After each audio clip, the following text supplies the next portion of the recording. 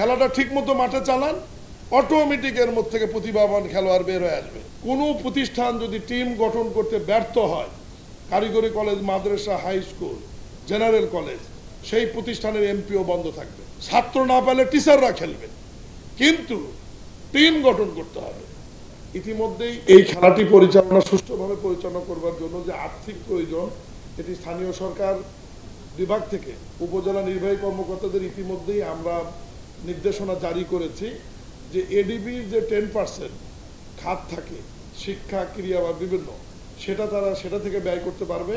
সেখান থেকে ব্যয় যদি ব্যয়ভার মেটানো সম্ভব না হয়, সেক্ষেত্রে রাজস্ব তহবিল থেকে তারা অর্থ ব্যয় করতে পারবে। এটা একদম নির্দেশনা এবং অনুমোদন আমরা দিয়ে দিয়েছি। জেলা পর্যায়ে আমরা জেলা পরিষদকে চিঠি দিয়ে দিচ্ছি এবং জেলা পরিষদকে আমরা চিঠি দিয়ে দেব এবং পৌরসভাগুলোতে চিঠি দিয়ে দেবো জেলা পর্যায়ের, যে খেলাটা হবে ডিসি সাহেবদের সাথে যাতে সমন্বয় করে পৌরসভা এবং জেলা পরিষদ থেকে ফান্ড তারা দিতে পারে। এখানে যেহেতু খেলাটি শিক্ষা মন্ত্রণালয়, আমি শিক্ষা মন্ত্রণালয়কে অনুরোধ করব প্রত্যেক ইউনো বা জেলা পর্যায় থেকে একটা বাজেট নির্ধারণ করে মাদ্রাসা বোর্ড, কারিগরি বোর্ড এবং বিভাগের যে শিক্ষা বোর্ডগুলো আছে তাদের প্রচুর টাকা রয়েছে এই ফান্ডে। সেই ফান্ড থেকে তারা ইউনোর নামে চেক আকারে হোক বা যে কোনো আকারে হোক ইউনো এবং ডিসিদেরকে একটা মোটা অঙ্কের অ্যামাউন্ট দেয়, যাতে মাঠ চাঙ্গা থাকে। আমি ক্রীড়া প্রতিমন্ত্রীর একটা বক্তব্যের সাথে বলবো, প্রতিভাবান খেলোয়াড়, খেলাধুলা, রাজনীতি একই জিনিস। রাজনীতিতে যেমন আমরা মিটিং, মিছিল, লড়াই, সংগ্রাম করতে করতে 300 জন প্রতিভাবান বের হয়ে আসছি এমপি হিসেবে, এর মধ্যে আবার 50 জন মন্ত্রী বের হয়ে আসছি।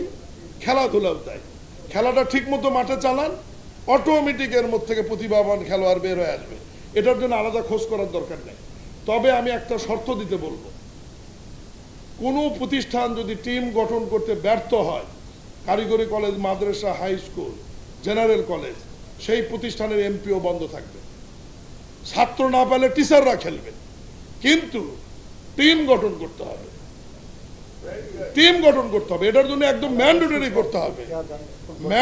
করতে হবে যে প্রত্যেকটি, যেহেতু বালিকা আপনারা ঐচ্ছিক দিয়েছেন, বালিকা টিম যেহেতু আপনারা ঐচ্ছিক দিয়েছেন, তাহলে স্টুডেন্ট সব স্কুল কলেজে আসেই। কোনো শিক্ষা প্রতিষ্ঠান যদি 11 জন বা 15 জন খেলোয়াড়দের টিম গঠন করতে না পারে, তাহলে আপনারা ধরে নেবেন যে ওই প্রতিষ্ঠানে কোনো স্টুডেন্ট নাই। তার মানে ওই প্রতিষ্ঠানে আপনারা তদন্ত করারই দরকার নাই, এখান থেকে বসেই এমপিও না, এটা খুঁজে বের করে, এটাই মুখ্যম সময়, এটাই হচ্ছে মুখ্যম সময় আপনাদের।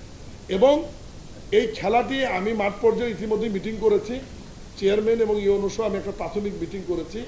আমার মনে হয় যে এটা একটা তরঙ্গের মতো তৈরি হবে সারা বাংলা।